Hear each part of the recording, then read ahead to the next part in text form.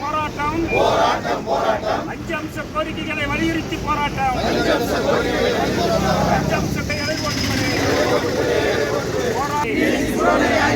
மாற்றிக்கொடு மாற்றிக்கொடு மாற்றிக்கொடு மாற்றிக்கொடு POS மிஷினை போராடுவோம். இது அநியாயம். 45 கிலோ மூட்டை கொடுத்து 45 கிலோ மூட்டையை கொடுத்து 30 கிலோவுக்கு வசூல் பண்ணுவது அநியாயம். 650 வசூல் செய்து கொள்ளையடிக்காது. தேர்தல் வாக்குறுதி என்னாச்சு?